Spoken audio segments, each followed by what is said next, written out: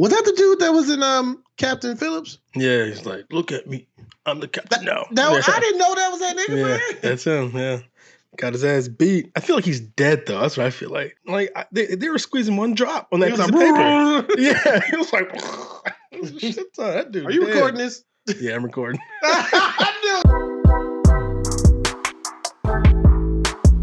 Hey, what's going on, everyone? Welcome to a new episode of Mostly Wrong Opinions. I am Tyrone. That is Devin.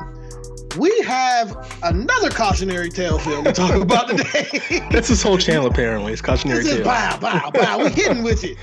Okay, this time this movie is starring the new Batman, Robert Pattinson. Okay, it's good time.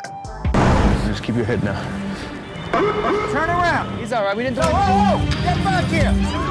It stars Robert Pattinson and Benny Safdie. They are two brothers. Robert Pattinson is a crook, con man, thief. Yeah. But a petty thief. He's not like a fancy thief. He's a real petty, low-level thief. Faux show. And his brother, his name is Nick in the film, played by Benny Safdie. He is mentally challenged, mentally disabled guy. And his brother, I feel like he uses him in this film. And I feel that I feel like he kind of doesn't really care for his natural well-being on him getting the help that he deserves. Right. And so like the first scene, it opens up with Benny talking to a psychiatrist, and the psychiatrist is asking him all these questions, which you're like, what is this about? But you can see that the psychiatrist is like slowly drilling down into something deep, and it's making Benny cry, and you're really hurt for him.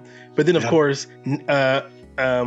Connie comes busting in the room, and he's like, okay, this is over. How would you like it if I made you cry, huh? Would you like that? No, I would not. Come on, get up. They told me I had to do this. Let's go. And you're right. It does kind of feel like he interrupted a really important moment that maybe his brother actually needed, but he interrupted it so that he could take his brother along with him on like a bank robbery. Like, it was not for something good. I'm telling you.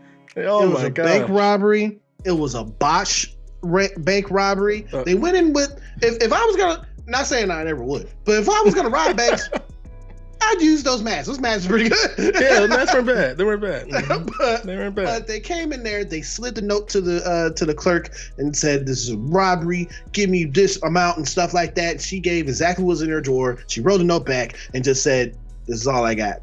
Which is kind of funny because the black lady was like, I'm not about to risk nothing for my job. She's like, this is how much I'm gonna give you. That's policy. Goodbye. And they're like, give me everything. And she was like, all right, yeah, I'm gonna give you everything. Usually the money that they transfer from bank to bank, there's some type of ink dye. Yeah, ink pack.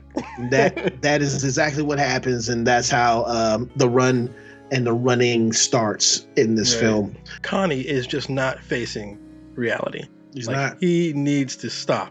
And I've seen this movie a couple of times. One detail that for some reason I never picked up on. I don't know why. Maybe I was just too wrapped up in the performances.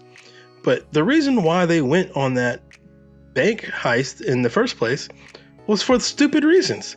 It turns out that Robert Pattinson's girlfriend wanted to go on a vacation, like a cruise, and that was it. He risked his life and his brother's life for that. Hey, man, things go crazy in Waikiki. Yeah, apparently. Oh my gosh, selfish. Which is why I totally understand what you're saying when you say that maybe Robert Pattinson's character does not care about his brother, because to put your brother in harm's way for something like that, like, you don't care, dude. It's pathetic. Like the way that his brother gets caught is so messed up too. Yeah, it is messed up. Him behind. Yep, exactly. And he smashed through a window on accident in this mall. They were running in the mall, and it was an intense scene. And your heart hurts for him because you know that, because again, like you said, he's mentally challenged. He doesn't really understand exactly what's going on, and so you really hurt for him because now he's in jail, and it's like that's awful. The worst place for him to be, because anything could spark off that type of behavior to him. But I feel like the movies exactly right, and I feel like the movie's making a point that's who goes to jail, right? Poor people who are mentally challenged, they go to jail. rich people, people with money, they have a lawyer who can weasel them out. You know what I mean? But other people, no, they go to jail, and he went to jail and had a hard go of it, man. Hard go of it. Let's talk about the Safdie brothers.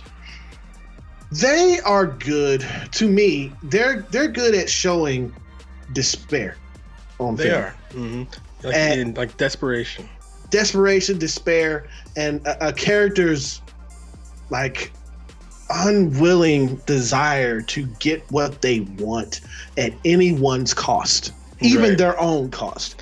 Right. Like this movie, just like in Uncut Gems, we've got a character who can't seem to stop himself. Right. He's both Adam Sandler's character in Uncut Gems and Robert Pattinson's character in Good Time both seem to know they're doing some effed up stuff. You know what I mean? Yes. Even if his brother wasn't mentally disabled, come on, dude, you do that to your cousin, your mama, anybody, because it's desperation. But see, like, we can see it because we're on the outside looking in. But then after Nick goes to jail, but Connie does not. After Nick goes to jail, Connie tries to bail him out, or tries to sneak him out, and he accidentally sneaks out the wrong guy. It's a whole thing where he actually it's like a heist type of deal where he sneaks out the wrong guy. But what's really interesting is that guy is essentially Connie, right? It's essentially him. But for the first time, he's dealing with someone who's just like him, a screw up, a mess up, and he'll never admit it. He keeps saying like, no, I'm not you. I'm better than you. I think you're better than me. I am better than you. You're an ignorant fuck, bro. No one's better than any next man, all right? You don't know me from Adam. The second you got here, went to the booze and you got fucked up, but that's fine. So That's just who you are. You're a fuck up. That's it. I don't care. Okay, whatever. yeah. I don't give a shit. You shouldn't give a shit. Who gives a shit? I definitely don't give a shit. And he's like, oh, first thing you did when you got out of jail is you went straight to the drink. Blah blah blah blah blah. Meanwhile, they're in the same car, pulling the same bull. They both probably should be in jail right now. He, even when confronted with a character who is essentially his reflection, he cannot. He denies the truth. You know what you just said there? I said this off camera, that we have been watching movies lately that has to do with self accountability and these characters not taking any self accountability. But he's like, I'm not like you. Right. But what was the character that was in Nightmare Alley? I never drink. That's right. I sure did. I never drink. Right. And what was the character that was in Uncut Gems where he's like, oh, one more bet. Yeah, one more time. Just this once. When I'm done. Yep. No, same thing here. So this is what great writing gets you, people. Yeah. And you got competent directors, especially if the director wrote the film, they know where the division is going to go. But back to this film. He gets on this bus and he rides through this neighborhood, and the girl and the mother that was on the bus that they helped, he went to their house, but they let Robert Pattinson and this guy stay there, and just out of the goodness of their heart. Goodness of their heart, because they just happen to be decent people. The girl is played by Talia Webster. She is seen as a 16-year-old girl.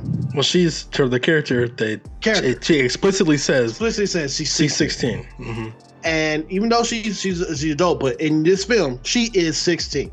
Robert Pattinson is fucking 30. Right. Okay. And Robert Pattinson is he doesn't want to get caught about breaking someone out of jail. That's supposed to be his brother, who he thinks is his brother. I mean, out of a hospital because he's injured or whatever. And they're watching the news. They're sitting down in front of the couch watching the news. His picture comes up. And then all of a sudden, he kisses her to get her mind off it, and then it just to get her head away from the screen. Right. Now an update on last week's bank robbery in Flushing. Authorities are still searching for Konstantin Nikas, suspected of carrying out the robbery along with his brother. Nicholas Nikas was arrested near the scene. And it's so cringy, dude. I was in my seat, just ooh, me too. Because you're like, come on. Because it escalates, right? Because she's like, ooh, she's into it, and it escalates, and they're like on a bed, and you're like, oh no, what is about to happen in this movie? Bro, I was like, this is not gonna happen. And then lo and behold, the dude that is not his actual brother. Yeah. he wakes up, broke starts out the freaking wrong out. guy. And it's not his brother. And they will go through this whole goose chase, man. But let's stick with this thing with the 16-year-old. I think you're right. That was pretty gross and pretty disturbing. And I was like, oh my gosh, what is happening in this film? But I think, like we said earlier, I think that scene is there to show just how far this guy will go to not get caught. He is essentially willing to commit statutory rape in order to prevent getting caught. No, and he's willing to commit statutory rape to go on a cruise vacation with his girlfriend. Cruise vacation. That is right. You're right about that. And again, like I said with in Uncut Gems, there's that moment where you're like, oh, Adam Sandler's the villain. You know, yes. He's not a good guy. It's that moment when KG gave him that money. Right. Oh. Yeah, he's a bad guy. But in this, I feel like it was that scene with the 16-year-old where you're like, oh, what the hell? And you're like, oh, this isn't a guy who's in a bad situation and he's just desperate and got to get out. No, this is a scumbag, right? This is a terrible, terrible person who's taking advantage of a 16-year-old girl, who's taking advantage of her elderly grandparents, like all that terrible. So for me, that happened about the halfway point through the film, and for me, it kind of recontextualized the beginning of the film and the rest of the film, where you're like, right, this guy should go to jail or die for what he's doing because this guy he's not a good guy. And after seeing Uncut Gems, you don't know which one's going to happen first. Yeah, exactly. I was convinced this dude was going to eat it. I was like, all right, he's going to die. This is it. Let's talk about what I really want to talk about here. And that is Robert Pattinson's acting. For me, this was the first movie where I was like, is Robert Pattinson like amazing? And for me, I was like, oh, the Twilight guy's in some weird like indie movie. All right. But then you watch it and you're like, holy shit, he vanished. The man disappeared from me and turned into a whole new scumbag, nasty type guy.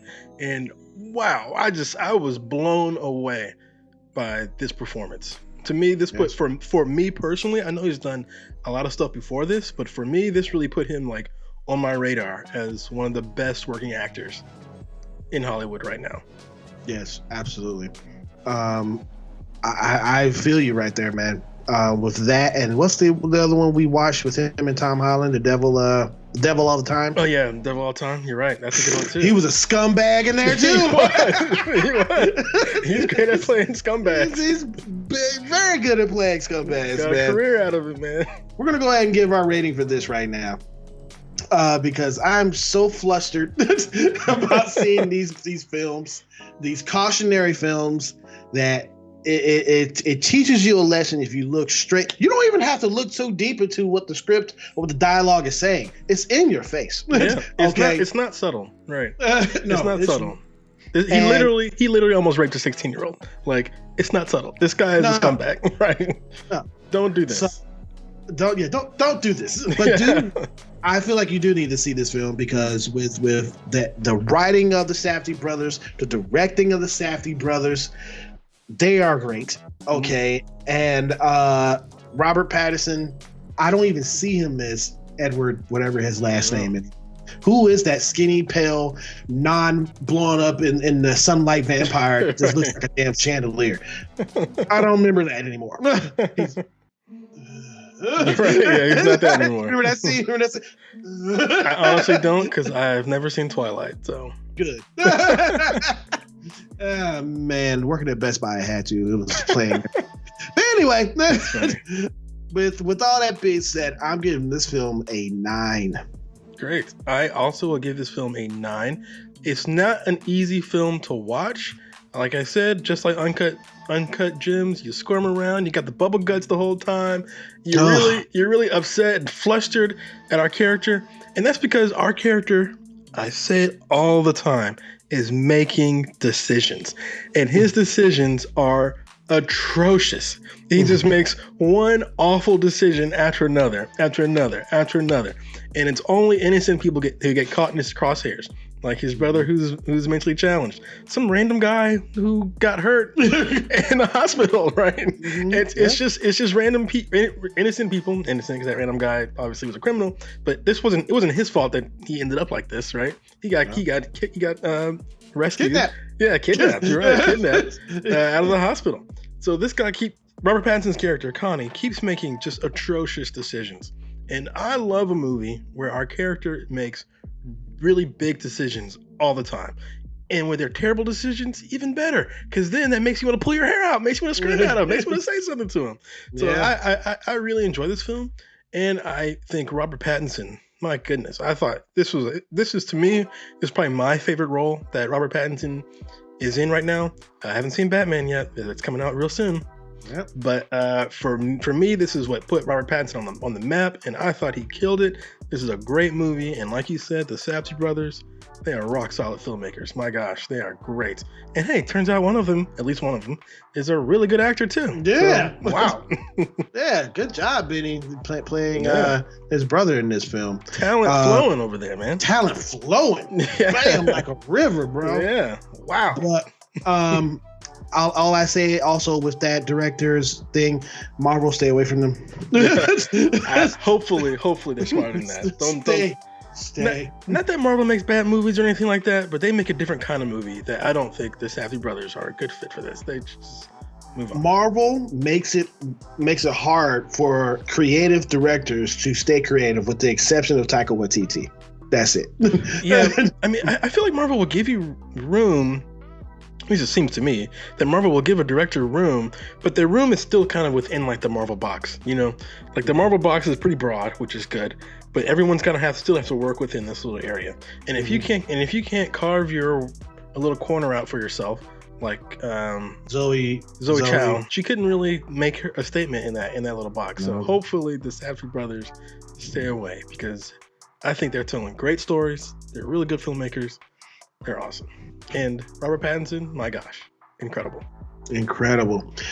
So I gave this film a 9. Devin gave this film a 9. That is our review for Good Time. Temporary layoffs. Good Times. Good Times is recorded on tape before a live audience. Ain't we lucky we got 'em. We'd like to thank you guys for coming to this video right here. Thank you. You sitting down there on the couch, you sitting back there behind the bar, making shots for people. You're freaking awesome. You that's on the bus that's in a Coca-Cola ad like Tyrese back in the day. Cool. Thank you. You that's on the toilet taking a shit right now. You spray like Pops. Thank you very much for clicking on this video. So awesome. If you are new to this channel, hit that subscribe button. It's right there to the right. It's a red button. All right. Click it there and click the notification bell to stay up to date with everything we do right here on Mostly Wrong Opinions. All right. And if you liked our review for this film, thumbs up. Hit it. It's right there. We like it. Or you can hit a thumbs down and you're like, I like bad stuff all the time. And I can totally walk across that balcony. No problem. I won't slip at all. Homie plunged to his death. Yeah, it sure did. But whatever it is you decide, it is your opinion. But just remember one thing, people. It's mostly wrong. See you guys in another video. Peace.